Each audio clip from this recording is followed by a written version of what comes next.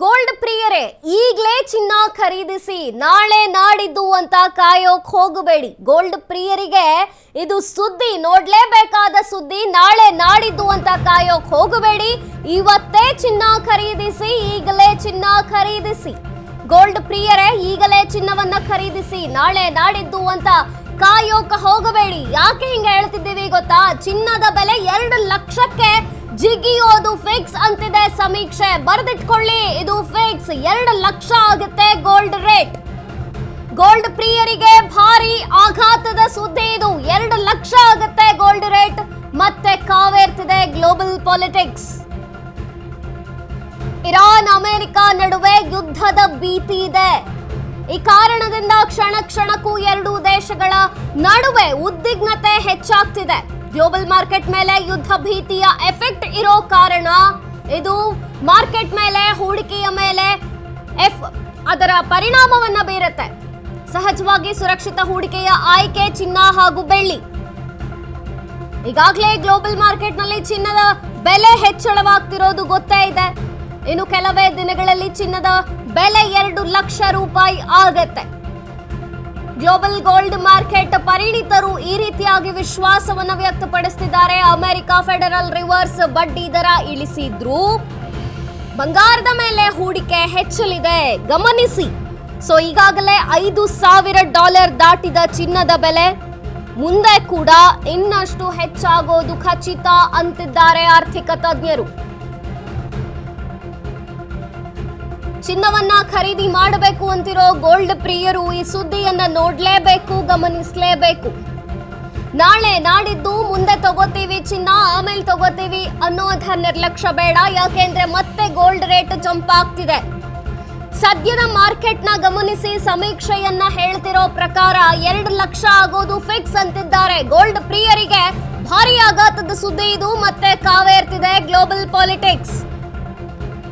Iran America ನಡುವೆ ಯುದ್ಧದ ಭೀತಿ ಇದೆ. ಕ್ಷಣ ಕ್ಷಣಕ್ಕೂ ಏನಾಗಬಹುದು ಅನ್ನುವಂಥ ಉದ್ವಿಗ್ನತೆ ಹೆಚ್ಚಳವಾಗ್ತಿದೆ. ಇದು ಗ್ಲೋಬಲ್ ಮಾರ್ಕೆಟ್ ಮೇಲೆ ಖಂಡಿತವಾಗಿಯೂ ಪರಿಣಾಮವನ್ನ ಉಂಟು ಮಾಡುತ್ತೆ. ಅದರ ಎಫೆಕ್ಟ್ ಆಗುತ್ತೆ. ಹೂಡಿಕೆಗೆ ಪರ್ಯಾಯ ವ್ಯವಸ್ಥೆ ಅಂದ್ರೆ ಅದು ಇನ್ವೆಸ್ಟರ್ಸ್ ಹುಡುಕೋದು ಈಗ ಸದ್ಯಕ್ಕೆ ಚಿನ್ನ ಮತ್ತು ಬೆಳ್ಳಿ. ಸಹಜವಾಗಿ ಅದು ಸುರಕ್ಷಿತ ಆಯ್ಕೆ ಅನ್ನೋ ಕಾರಣಕ್ಕೆ ಚಿನ್ನ ಬೆಳ್ಳಿಯ ಮೇಲೆ ಇನ್ವೆಸ್ಟ್ ಮಾಡೋದು ಬೆಸ್ಟ್ ಅಂತಿದ್ದಾರೆ. ಈಗಾಗಲೇ ಗ್ಲೋಬಲ್ ಮಾರ್ಕೆಟ್ ನಲ್ಲಿ ಚಿನ್ನದ ಬೆಲೆ ದಿನೇ ದಿನೇ ಹೆಚ್ಚಳವಾಗ್ತಿದೆ. ಇನ್ನು ಕೆಲವೇ ದಿವಸಗಳಲ್ಲಿ 2 ಲಕ್ಷ ರೂಪಾಯಿ ಆಗತ್ತೆ ಚಿನ್ನ.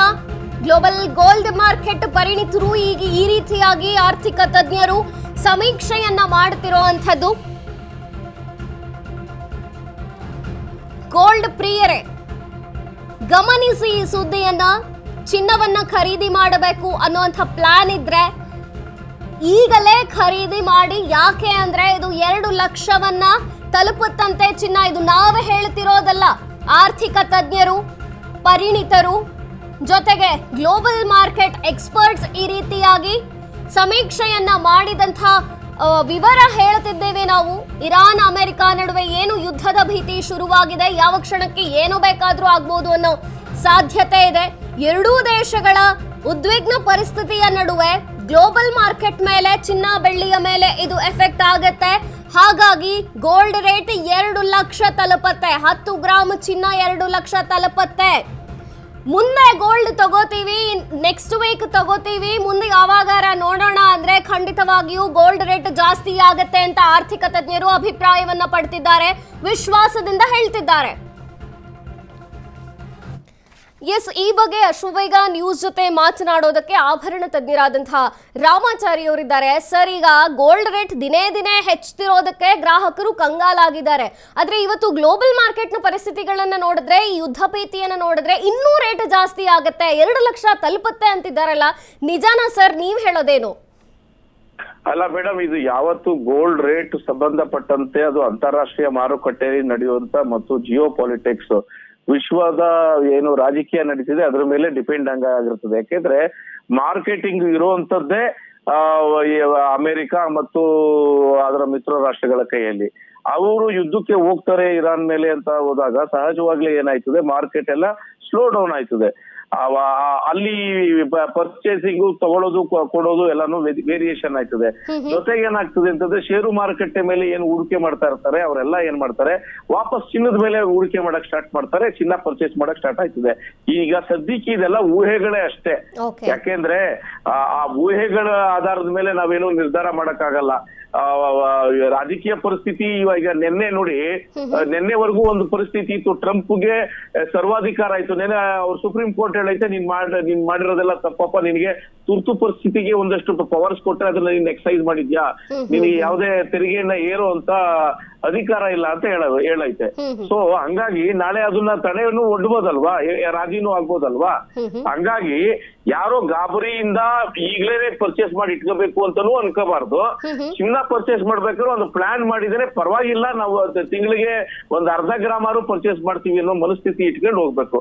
ಒಟ್ಟಿಗೆ ಒಂದೇ ಸತಿ ನಾವು ಇನ್ವೆಸ್ಟ್ ಮಾಡ್ತೀವಿ ಅನ್ನೋದಕ್ಕಿಂತನೂ ಕಂತಲ್ಲಿ ಇನ್ವೆಸ್ಟ್ ಮಾಡಿ ಪ್ರತಿ ತಿಂಗಳು ಸ್ವಲ್ಪ ಸ್ವಲ್ಪ ಸೇರಿಸ್ಕೊಳ್ಳೋದು ಒಳ್ಳೇದು ಅನ್ನೋ ಸಲಹೆ. ಯಾಕೆಂದ್ರೆ ಈಗಿರೋ ಸನ್ನಿವೇಶದಲ್ಲಿ ಇನ್ನೂ 15-20 ದಿವಸ, 1 ತಿಂಗಳು ಊಹೆಗೆ ನಿಲುಕದ ಬದಲಾವಣೆಗಳು ಆಗೋ ಸಾಧ್ಯತೆಗಳು ಇದೆ.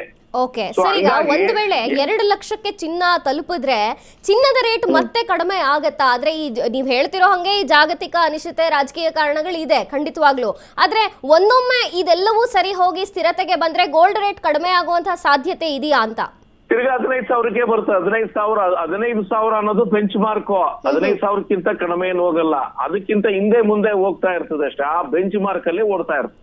ಓಕೆ, ಯಾಕಂದ್ರೆ ಈಗ ಗ್ರಾಹಕ ಕನ್ಫ್ಯೂಸ್ ಆಗಿ ಹೋಗಿದ್ದಾನೆ ಸರ್. ಯಾಕಂದ್ರೆ ದಿನೇ ದಿನೇ ಗೋಲ್ಡ್ ರೇಟ್ ಕೂಡ ಜಾಸ್ತಿ ಆಗ್ತಿದೆ. ಈಗ 2 ಲಕ್ಷ ತಲುಪುತ್ತೆ ಅಂದ್ರೆ ಗ್ರಾಹಕ ಯಾವಾಗ ಖರೀದಿ ಮಾಡೋದು, ಸ್ವಲ್ಪ ವೇಟ್ ಮಾಡ್ಬೇಕಾ, ಇದೇನಾದ್ರು ಸ್ಥಿರತೆಗೆ ಬರುತ್ತಾ, ಅಥವಾ ಮುಂದೆ ಇನ್ನೂ ಜಾಸ್ತಿ ಆಗ್ಬಿಟ್ರೆ ಹೇಗೆ ಅನ್ನುವಂತ ಚಿಂತೆಯಲ್ಲೇ ಇದ್ದಾನೆ ಗ್ರಾಹಕ. ಸ್ಥಿರತೆಗೆ ನಮ್ಮ ದೃಷ್ಟಿಲಿ ಇದು ಸ್ಥಿರತೆಗೆ ಮಧ್ಯದಲ್ಲಿ ಹಿಂದೆ ಮುಂದೆ ಆದ್ರೆ ಯಾರಿಗೂ ಕೂಡ ಯುದ್ಧ ಬೇಕಾಗಿಲ್ಲ. ಆರ್ಥಿಕತೆ, ಇಡೀ ಪ್ರಪಂಚದ ಆರ್ಥಿಕ ವ್ಯವಸ್ಥೆ ಹಾಳಾಗ್ಬಿಡ್ತದೆ. 197 ದೇಶಗಳೈತೆ. ಯಾರೋ ಇಬ್ರು ಯಾವ್ದು ಬೇರೆ ಬೇರೆ ಕಾರಣಗಳಿಗೆ ಹೋಲಿಸ್ಕೊಂಡ್ರೆ ಜನಜೀವನ, ಬದುಕು, ಜೀವನ ಎಲ್ಲ ಏನು ವ್ಯತ್ಯಾಸ ಆಗಲ್ವಾ? ಅದೆಲ್ಲ ತಾತ್ಕಾಲಿಕ, ಆಯ್ತಾ ಇಲ್ವೇ? ಸೊ ತಾತ್ಕಾಲಿಕವಾಗಿ ಅದು ಸ್ವಲ್ಪ ಬೇಲ್ ಹೋಗ್ಬೋದು, ಕೆಳಗ್ ಬರ್ಬೋದು. ಯಾರು ಅದ್ರ ಬಗ್ಗೆ ಗಾಬರಿ ಆಗ್ಬೇಕಾಗಿಲ್ಲ. ಮೊದಲೇನು ಎಲ್ಲರಿಗೂ ಸಲಹೆ ಕೊಟ್ಟಿದ್ದೀನಿ, ಚಿನ್ನ ಅನ್ನೋದು ನಮ್ಗೆ ಅಗತ್ಯವಾಗಿ ಬೇಕಾಗುತ್ತೆ ಮದುವೆಗೆ ಎಲ್ಲಾನು. ನೀವು ಯುದ್ಧ ಕಾಲೇ ಶಸ್ತ್ರಾಭ್ಯಾಸ ಅಂತ ಹೋಗದೆ ಮೊದಲಿಂದನೂ ಒಂದ್ ಸಿದ್ಧತೆ ಅಂತ ಮಾಡ್ಕೊಂಡು ಒಂದಷ್ಟು ಕೂಡಿಡುವಂತದ್ದು, ಉಳಿತಾಯ ಮಾಡುವಂತದ್ದು ಒಳ್ಳೇದು. ಸೊ ಅದು ಯಾವಾಗ್ಲೂ ನಿಮ್ಗೆ ರಕ್ಷಣಾತ್ಮಕವಾಗಿರ್ತದೆ. ಸೊ ಈಗ ಏನು ಜಾಸ್ತಿ ಆದ್ರೂ ಕೂಡ ಅದು ಸ್ವಲ್ಪ ಹಂಗೆ ಕಡಿಮೆ ಆಗಿ 15ಕ್ಕೆ ಸ್ಟ್ಯಾಂಡರ್ಡೈಸ್ ಆಗುವಂತ, ಸ್ಥಿರವಾಗಿ ನಿಲ್ಲುವಂತ ಪರಿಸ್ಥಿತಿ ಬರ್ತದೆ. Okay sir, thank you Ashvega news ಜೊತೆ ಮಾತನಾಡಿದ್ದಕ್ಕೆ.